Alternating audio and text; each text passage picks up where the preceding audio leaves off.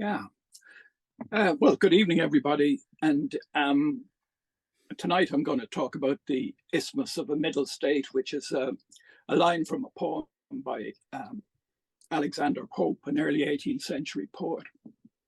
He contends that human beings cannot fully understand their purpose in life by using only their mental faculties. Although humanity is at the top of the fixed hierarchy of the natural world, there are many things we cannot know. And so we must not attempt to become godlike.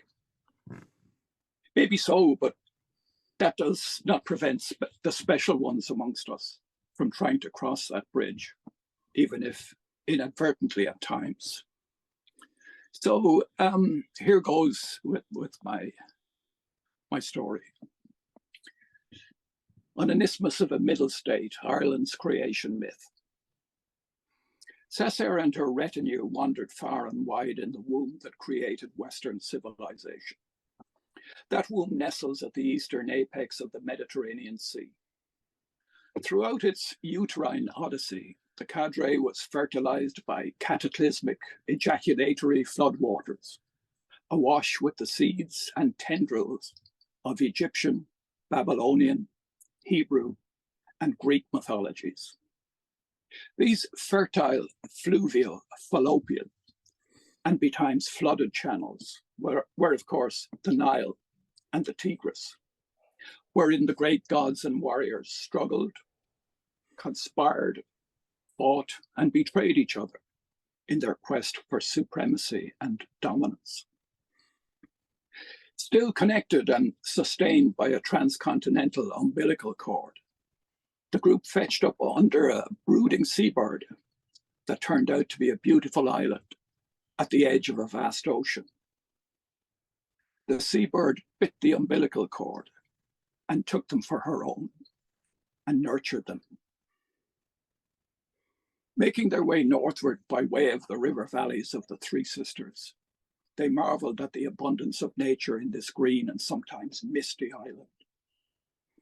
They met an unending supply of fish swimming downstream against them. The lands beyond the tree-lined banks were fertile with many crops. Beehives in the trees produced copious supplies of divine-tasting honey. Cesair was convinced that they had happened upon the original Garden of Eden, long since abandoned by Eve and Adam, at the command of the God of the Hebrew monotheistic culture. The River Barrow angled west towards its enchanted source by a solitary mountain ash on the heathery summit of Barna in the Slieve Bloom Mountains. As the river turned, it became shallow at a place now called Monastery, and the surrounding country was boggy and inhospitable. Drawn to the comforting presence of the rising sun, the party struggled east across the bog and came to a forest of magnificent oak trees. Close by, there was a vast, sweeping plain with green prickly bushes adorned with yellow flowers that created dazzling inland seas of swaying sunshine. They crossed the plain and came to another river, this time flowing east, and decided to follow it. The sense of paradise was wearing off. The three men in the large party of women had proved unequal to their assigned procreational task. This was not the Garden of Eden. It was somewhere else. But who or what had created it? They came again to the sea at the dawning of the day and saw a great bay with golden waters open out before them. They took the northern shore of the bay and came to a place that is now called Howth. There, to their astonishment, they met a giant of a man living in a cave, high on the rocky promontory. He said his name was Sitric, and that they were in the place of the Westmans that some called Ireland. He was a Norseman, and the last survivor of a shipwreck on the Oy, just off the land below them. For years, his shipmates had waited for rescue from the Norse settlement on the fjord of Carling, away to the north. but no help came, and they set to building a boat from the remnants of their longship and the abundant ash trees on the hillside. His comrades all died before it was completed. He was unable to finish it himself, and it would be too heavy for even he to launch it single-handed. Cesair's party set to completing the task. The women's efforts were spurred on at the prospect of meeting up with a band of tall, strong, fair-haired men, Sitric described, who were camped by the fjord of Carling at the foot of the Cooley Mountains. Those distant mountains were sometimes visible from Howth on clear days. Meanwhile, Cesair and Sitric walked the hill and the shoreline and told one another how they had come to this place that Sitric called Hoved, meaning head, which in later times became Howth. Their favourite place was in a wooded valley high on the hill, looking out over the bay towards the mountains beyond. In later times, the valley became a training ground for the Fianna and was known as Glaun na Fianna. The name survives even today as Glenavina. Cesair, being the more loquacious, first told of the peoples and myths encountered on her travels along the Nile and through the Hebrew lands and then nearby Babylon.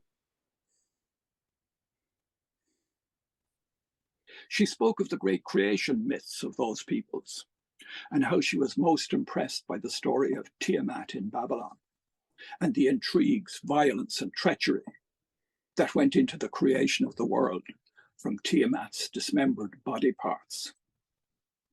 She was captivated by similar events among the Greek gods, and especially the prophetic lessons learned from the story of Cronus. Osiris and the Egyptians had evolved a system of inclusive governance, which might prove useful if this place called Ireland ever got going as a national entity.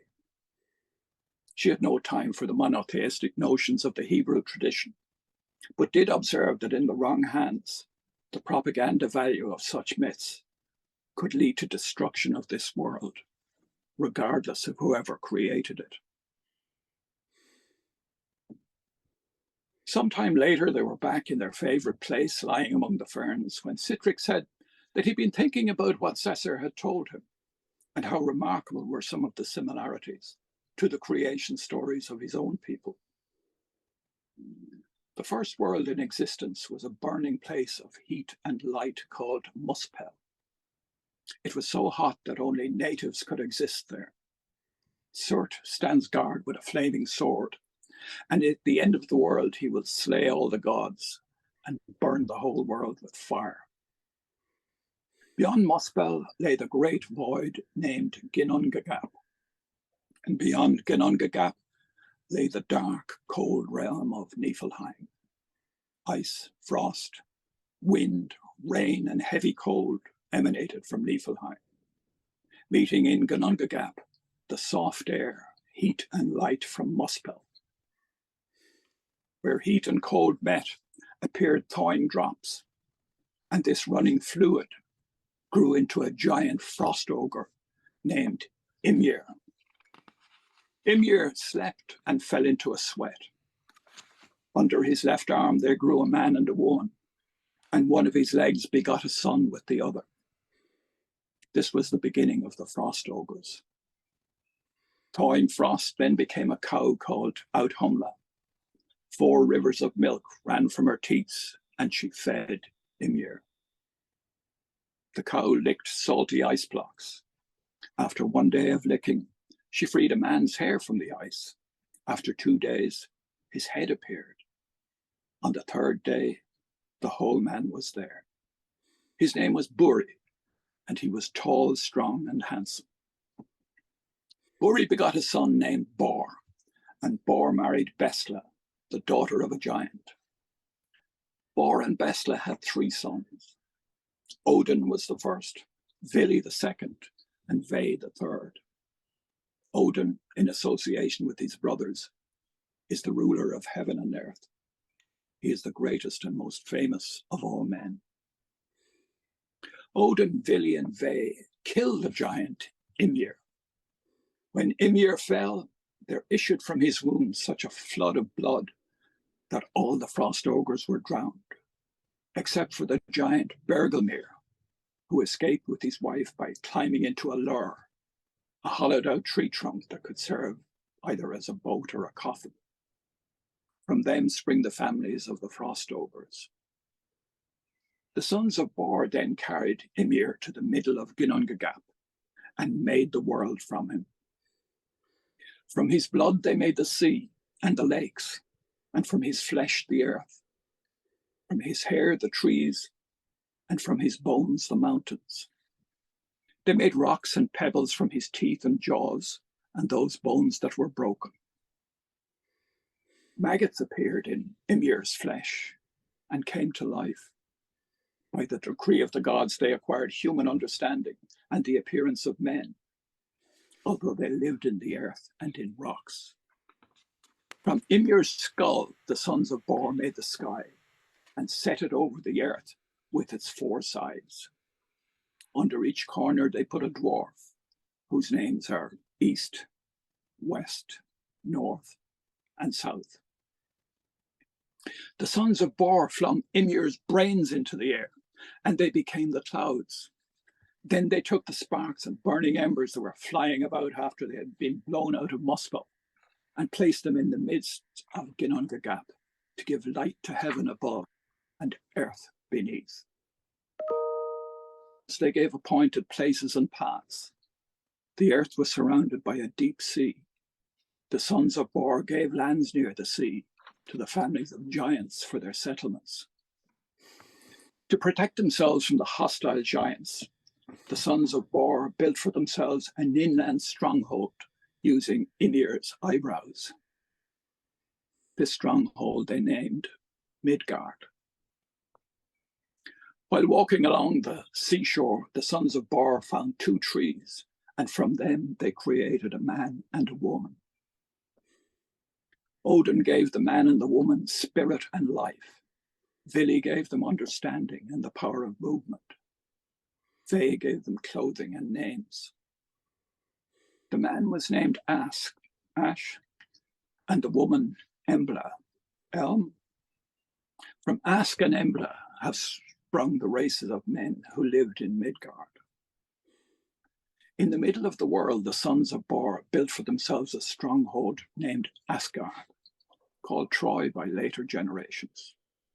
The gods and their kindred lived in Asgard, and many memorable events have happened there. Odin sat there on a high seat.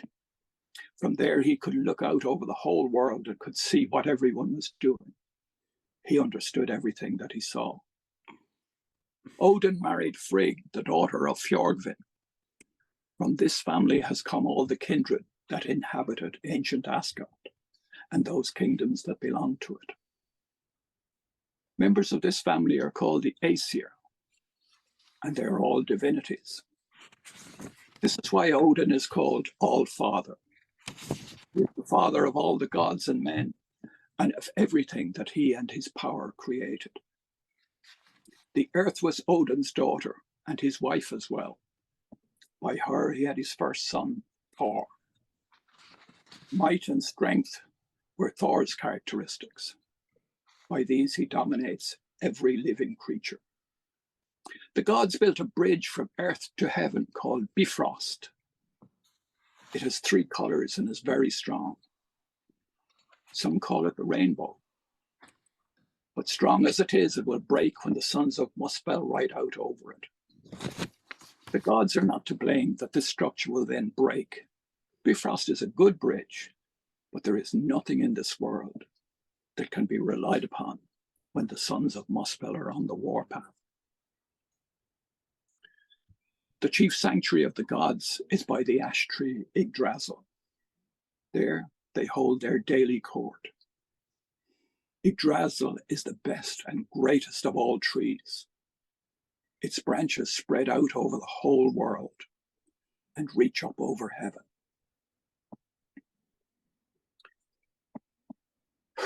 Cesair lay back in the ferns of hope and knew immediately from the orgasmic surge flooding her brain that her communion with Sitric would create the Ireland she now conceived in her mind.